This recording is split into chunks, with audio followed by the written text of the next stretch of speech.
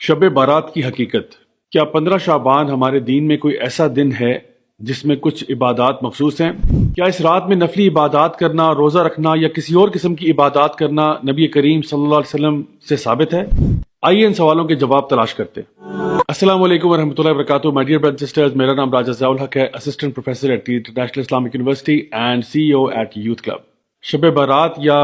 15 شعبان کی فضیلت کے اعتبار سے ہماری امت میں بہت بحث و مباحثہ پایا جاتا ہے اور اکثر لوگ اس کے بارے میں بہت گرما گرمی بھی ہو جاتی ہے۔ تو میں نے سوچا کہ آج میں آپ کے سامنے ایک بہت ہی معتدل انداز میں، بہت ہی بیلنس طریقے سے اس کے بارے میں کچھ باتیں پیش کروں۔ سب سے پہلی بات یہ ہے کہ ہم لوگ ہمیشہ یہ چاہتے ہیں کہ اللہ تعالی ہم سے راضی رہے، اللہ کے نبی کریم صلی اللہ علیہ وسلم کی جو تعلیمات ہم تک پہنچی ہیں ہم ان کے مطابق عمل کریں اور سارے وہ کام کریں جس سے اللہ راضی ہو جاتا ہے۔ اب بات یہ ہے کہ اللہ کو راضی کرنے کے لیے جو انفارمیشن آپ کو چاہیے ہوگی وہ ظاہر سی بات ہے اس کے دو ہی بنیادی طور پہ سورسز ہیں۔ تو یا تو وہ اللہ سبحانہ تعالیٰ کی کتاب ہے قرآن مجید، یا پھر وہ نبی کریم صلی اللہ علیہ وسلم کی سنت ہے جو کہ 100% اوتھینٹک ہے۔ میں نے کچھ دن پہلے بدعتوں سے ریلیٹڈ بھی ایک ویڈیو پوسٹ کیا تھا جس میں ہم لوگوں نے ایک رول ڈسکس کیا تھا جو ہماری شریعت کا ہے کہ جہاں تک دین کا تعلق ہے تو ہمیشہ وہی کام کیے جائیں گے جس پہ 100% اللہ اور اس کے رسول کی مہر ہو۔ اس کے علاوہ اگر کوئی عبادت ہم نئے طریقے سے دین میں لے کے آئیں گے تو وہ پھر بدعت میں شمار کی جائے گی، اور نبی کریم صلی اللہ علیہ وسلم کی اس بارے میں بڑی سخت وعید ہے کہ ہر بدعت جو ہے وہ گمراہی ہے اور ہر گمراہی جو ہے وہ جہنم کی آگ میں ہے۔ تو آئیے اب دیکھتے ہیں کہ شعبان، اور اسپیشلی یہ جو نصف شعبان ہے یا 15 شعبان ہے کہ جس کو ہمارے عام اصطلاح میں شب برات کہا جاتا ہے، اس کی حقیقت کیا ہے۔ تو سب سے پہلے ہم وہ چیزیں ڈسکس کرتے ہیں جو 100% اوتھینٹک ہیں۔ نمبر 1، شعبان کے مہینے کی فضیلت اس اعتبار سے ضرور موجود ہے کہ نبی کریم صلی اللہ علیہ وسلم پورے سال میں رمضان کے علاوہ کسی اور مہینے میں اتنے روزے نہیں رکھتے تھے جتنا کہ شعبان کے مہینے میں رکھا کرتے تھے۔ لیکن اس کے ساتھ ساتھ نبی کریم صلی اللہ علیہ وسلم نے 15 شعبان کے بعد روزے رکھنے سے منع فرمایا۔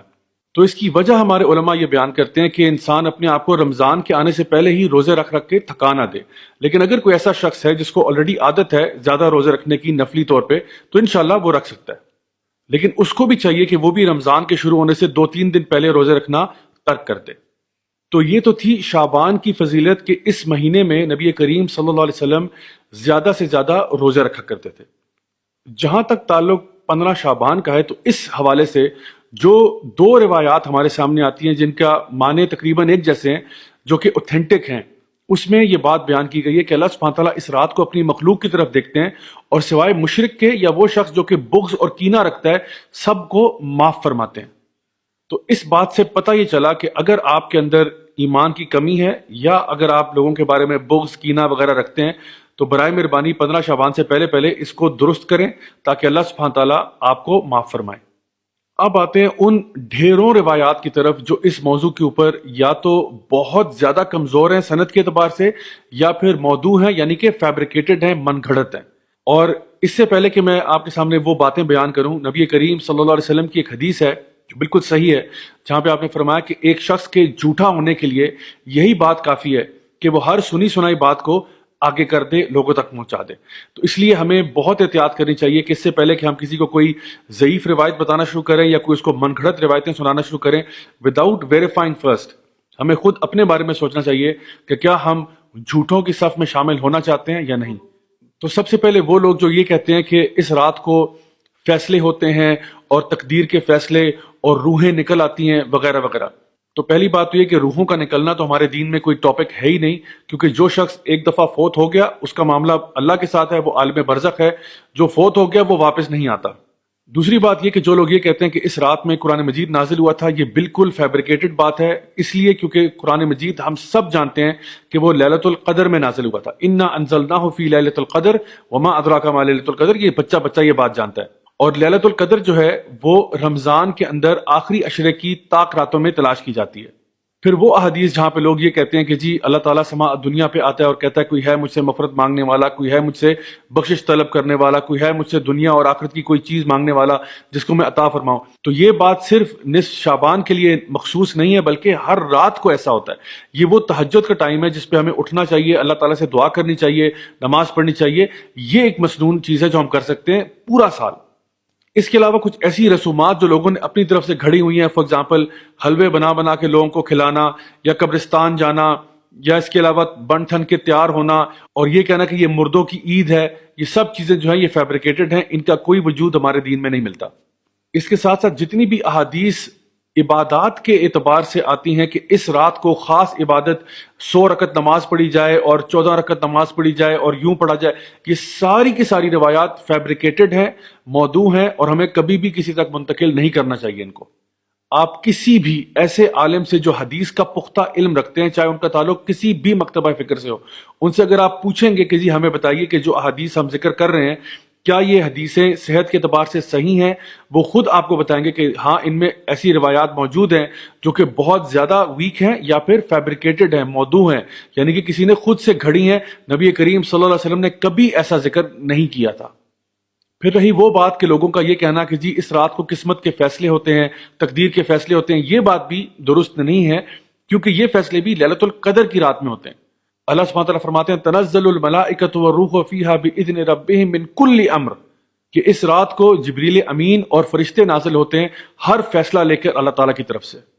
سو my dear brothers and sisters, اگر ہم نے واقعی اللہ تعالیٰ کو راضی کرنا ہے، اپنے گناہوں کو بخشوانا ہے، تو کیوں نہ ہم وہ اعمال کریں اور کثرت سے کریں جو کہ نبی کریم صلی اللہ علیہ وسلم سے، آپ کے صحابہ سے، تابعین سے، تبع تابعین سے 100% ثابت شدہ ہے۔ مثلا تہجد کی نماز پڑھنا، خوب صدقہ خیرات کرنا، خوب ٹائم لگا کے ذکر کرے، قرآن مجید 3 4 گھنٹے قرآن پڑھیں، لمبی لمبی رکعت نمازوں کی نفل نمازیں پڑھیں، کوئی مسئلہ نہیں انشاءاللہ تعالیٰ، ایسے آپ تمام کام سارا سال ہی کر سکتے ہیں۔ اب اگر کوئی یہ شخص کہتا ہے کہ جی ہم 15 شعبان کو اگر خاص طور پہ کچھ عبادت کر لیں تو اس میں حرج ہی کیا ہے؟ حرج صرف اتنا ہے کہ اگر تو آپ کا یہ روز کا معمول ہے تو ضرور کریں، دعائیں مانگیں، ذکر کریں، قرآن پڑھیں، ضرور کریں، لیکن اس رات کو خاص کرنا نہ تو نبی کریم صلی اللہ علیہ وسلم سے 100% ثابت ہے، نہ ہی صحابہ کرام سے ثابت ہے، نہ ہی اہل بیت سے ثابت ہے، کسی سے بھی ثابت نہیں ہے کہ وہ اس رات کو خاص طور پر کچھ کیا کرتے تھے۔ تو دین ہمارا نبی سے ہی آ رہا ہے، صلی اللہ علیہ وسلم سے، آپ کے فیملی سے آ رہا ہے، آپ کے کمپینین سے آ رہا ہے، تو کیوں نہ ہم وہی اعمال کریں جن کو وہ اچھا سمجھا کرتے تھے۔ اب پوری بات کا خلاصہ یہ ہے کہ شعبان کا مہینہ ایک بڑا خاص مہینہ ہے جس میں نبی کریم صلی اللہ علیہ وسلم خوب روزہ رکھا کرتے تھے۔ دوسری بات یہ کہ قرآن مجید میں 15 شعبان کی کوئی خاص اہمیت مینشنڈ نہیں ہے۔ یہ کہنا کہ جی اس رات کو تقدیر کے فیصلے ہوتے ہیں، یہ چیز بالکل من گھڑت ہے۔ اس رات کے بارے میں ایک روایت بہرحال درست ہے جہاں پہ یہ بات ذکر ہے کہ اللہ سبحانہ تعالیٰ اپنی مخلوق کے ساتھ رحم کرتے ہوئے سوائے مشرک کے اور اس شخص کے جو کہ بغض اور کینہ رکھتا ہے تمام کو معاف کر دیتے ہیں۔ خاص طور پر 15 شعبان کا روزہ رکھنا یہ سنت عمل نہیں ہے بلکہ اس کو مکروہ کہا جا سکتا ہے، اور 15 شعبان کے بعد تو روزہ رکھنا ویسے بھی اس کی ممانعت ہے سوائے اس شخص کے جو کہ پہلے سے ہی روزے رکھتا ہو۔ جتنی بھی احادیث اس رات کے بارے میں بیان کی گئی ہیں کہ خاص عبادات اس رات میں کی جائیں، وہ سب کی سب یا تو بہت زیادہ ضعیف ہیں یا من گھڑت ہیں یا موضوع ہیں۔ نبی کریم صلی اللہ علیہ وسلم سے، آپ کے اہل بیت سے، آپ کے صحابہ سے کوئی ایسی خاص عبادات منقول نہیں ہے کہ انہوں نے بیان کیا ہو کہ اس رات کو یوں خاص عبادات کرنی ہے۔ اور آخر میں یہ کہ اس رات میں چراغاں کرنا، خاص قسم کے کھانے بنانا، حلوے بنانا اور قبرستان جانا، یہ سارے کے سارے اعمال کرنا درست نہیں ہے اور بدعت میں شمار ہو سکتے ہیں۔ اللہ تعالیٰ سے دعا ہے کہ اللہ تعالیٰ ہمیں بالکل صحیح معنوں میں اپنے دین پر چلنے کی توفیق عطا فرمائے، ہماری کمیاں، کوتاہیاں، غلطیوں کو معاف فرمائے اور ہم سب کو جنت الفردوس میں اعلیٰ مقام نصیب فرمائے۔ Until next time, this is me, Raja Zaulak, signing off. Wassalamu alaikum wa rahmatullahi wa barakatuh.